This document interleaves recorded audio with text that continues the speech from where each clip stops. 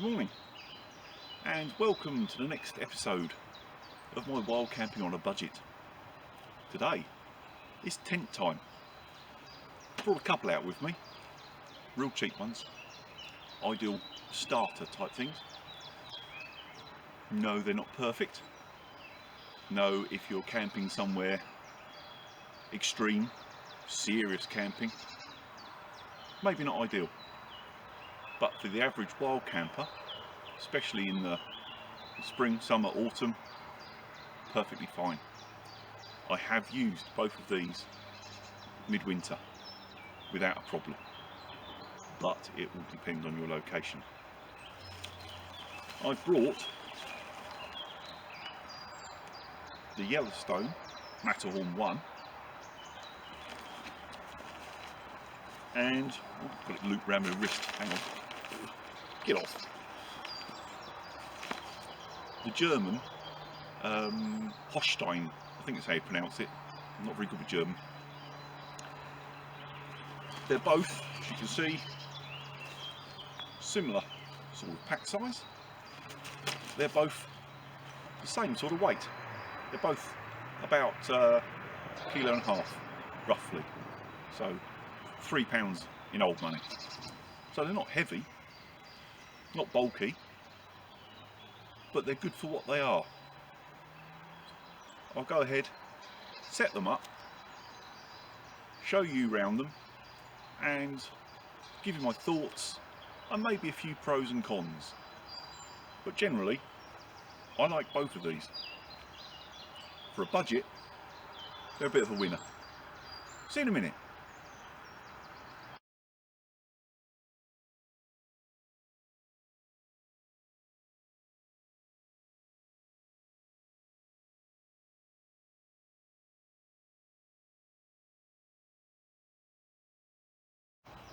Right, let's start with the Matterhorn 1.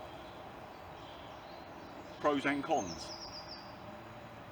I suppose the first pro is its price. I think when I bought it, it was £29. They're probably still about the same.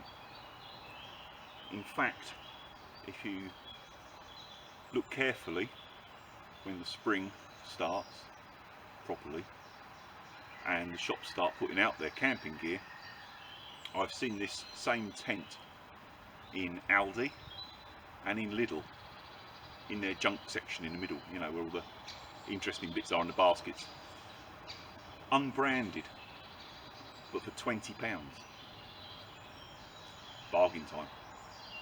But the proper branded one, shall we say, £29 I paid, and for the money, very happy with it.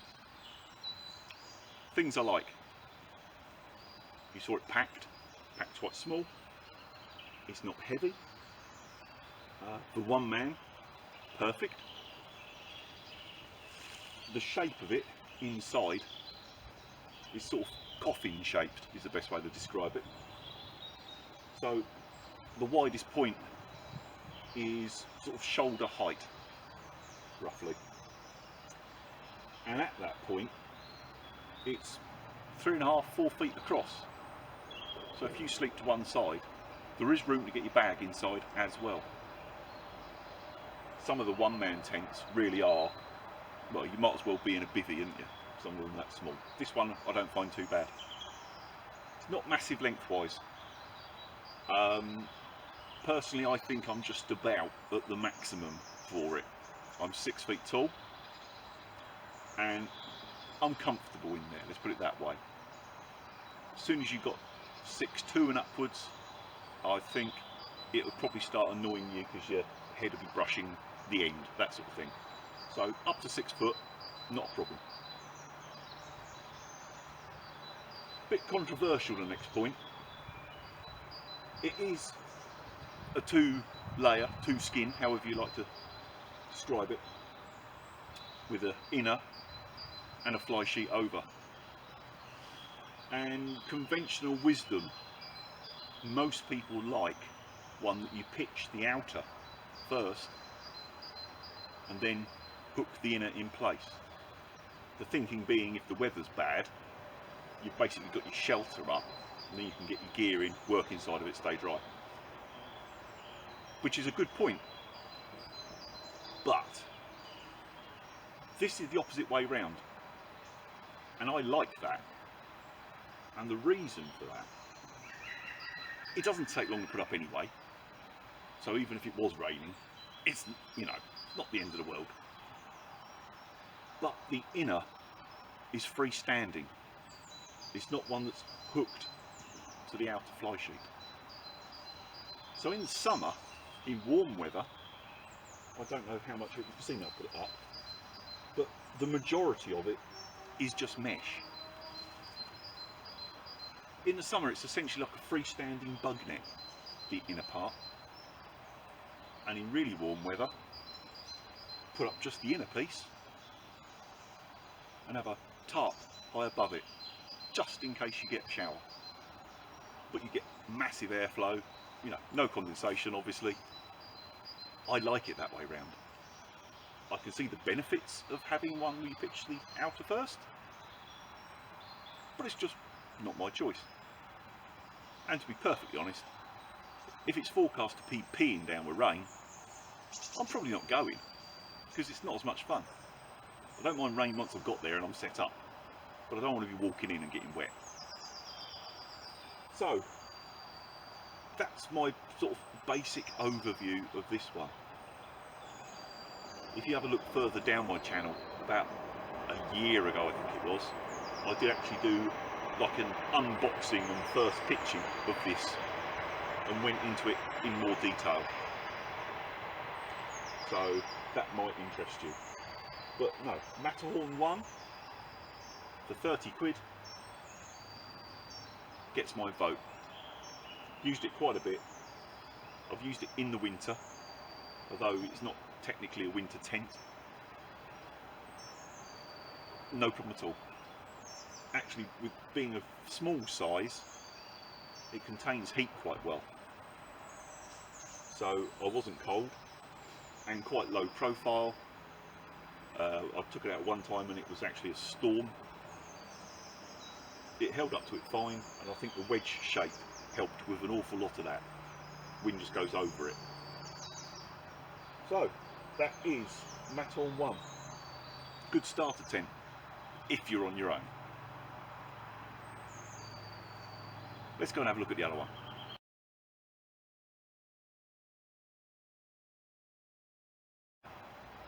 Now, the Holstein, made by MFH. This is about as simple as it gets. Well, other than one of them pop-up tents. But anyone that's used them knows that A, they normally fold into a circle, which is a weird thing to pack, and B, you normally have a fight with it to fold it up. This is, shall we say, the next step up. The Holstein, this is the two-man version. They do make a one as well. But I wanted this for occasions when I was taking that little bit more gear. It just gives you a bit more options. As you saw, the pack size was the same as the one man, mainly because it's single skin.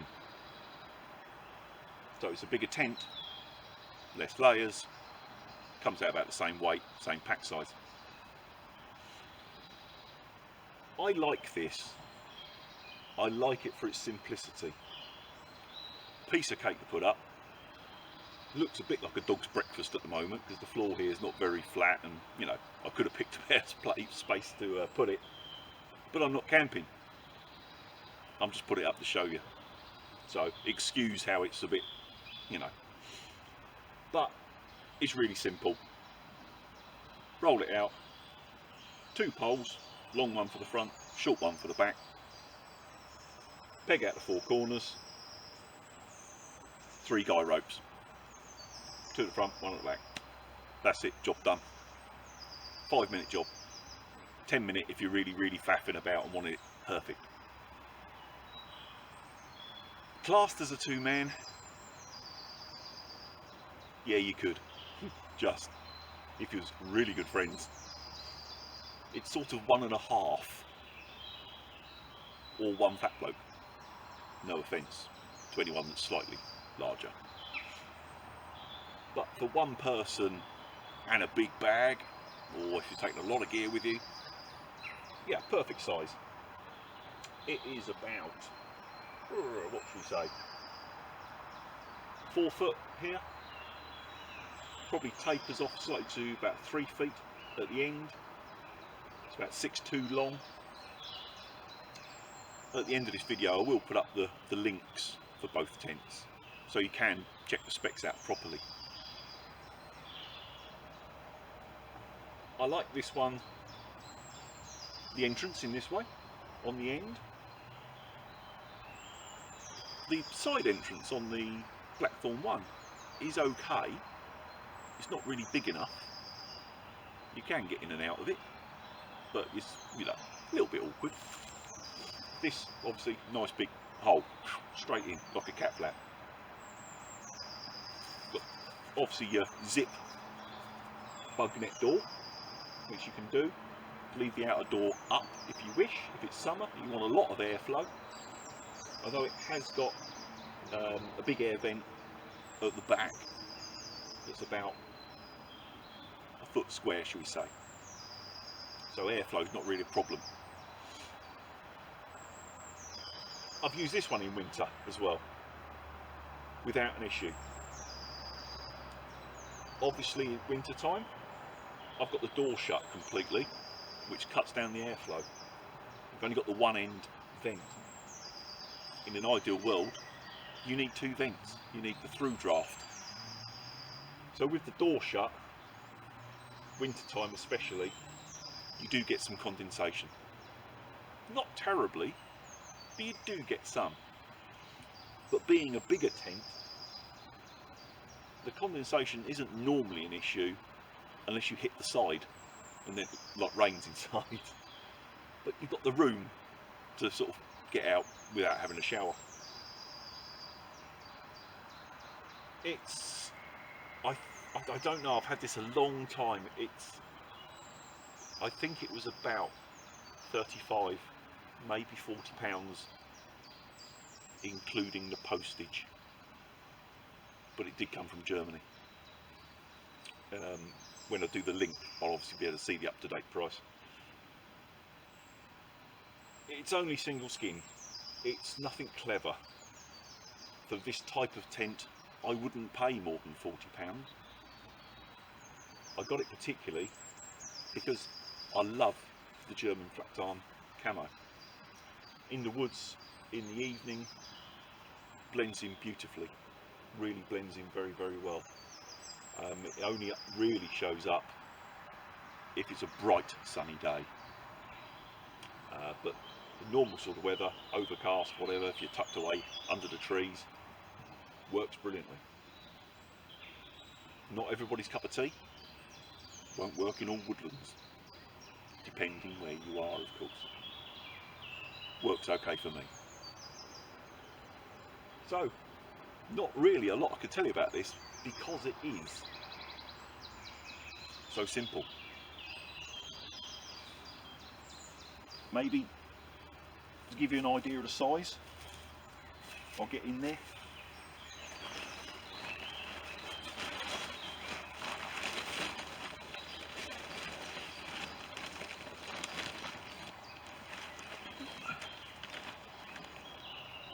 Right, that's with my feet touching the other end. So you've probably got 6'4", 6'6", and well, I can't reach the other side. Decent width.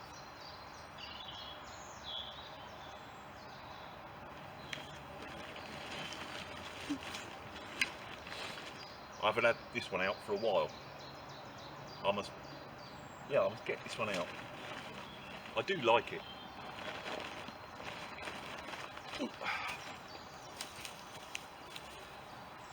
What I will say about any of the cheap tents on the market, I think, is one thing that does let them down is the pegs they supply with them. They are rubbish. You might as well cut up pieces of coat hanger and use them. If you're going to get a cheap tent, just spend a few quid in a camping shop or on eBay or wherever and get some slightly better quality pegs. It's not bad in a woodland environment like this, and the ground's still quite soft. It's early in the year, but when I've camped midsummer and it's been dry, hard ground, I've lost count of the amount of pegs that I've bent trying to get them in the floor. Not ideal. I'll drop this down.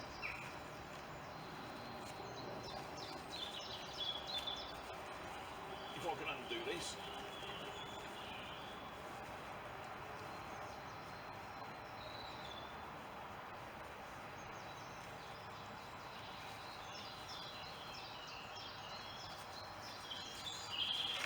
I don't know why, but they haven't put toggles on this. Maybe that's something I should do. Put that out of the way.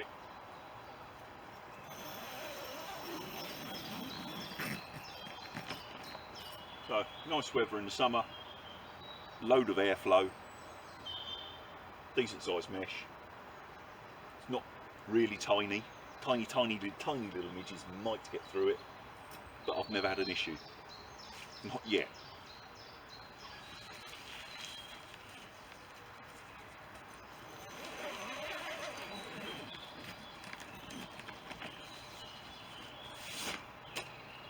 There she's closed up.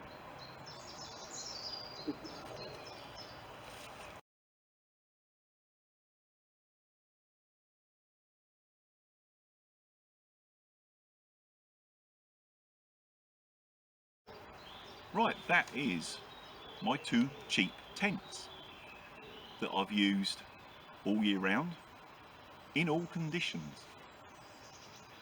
Both have pros and cons, as you've seen, but on the whole, for the price, very happy with them. Couple of things that may be worth thinking about. Like I mentioned a minute ago, the tent pegs generally are rubbish. So yeah, get some decent pegs. And the other thing, although I've never had a problem with either of these tents, it's probably worth getting a product like FabSeal and giving them a once over. Just add a little bit to the waterproofing. Neither of them have a particular high hydrostatic head rating for them, although I've never had them leak. I've never treated them with anything like FabSeal, but it's probably something I should do for a bit of insurance. It's cheap enough, it's easy to do, why not? No point in having a wet night when you don't need to. I will say both of them, completely standard as they are, as I say, without treatment, I've used, oddly enough, in the same location, and that is the Isle of Sheppey. It's a very strange location to camp, but I met up with some friends there. It was a sort of central point, as it were, for all of us. And anyone that knows Sheppey, it's quite exposed, can be quite windy. And the 2 occasions that I camped there, once with each tent, both we had a storm that weekend.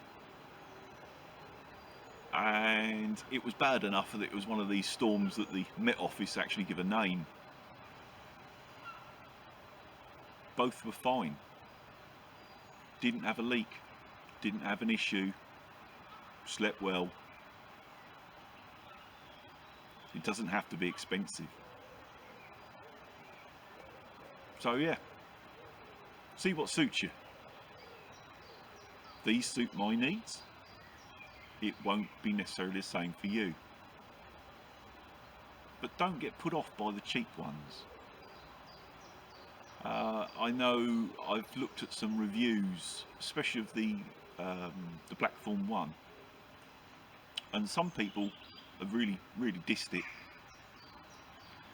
and said, oh, it was, you know, terrible, and it leaked, and it, you know, come apart in high winds and so on and so forth.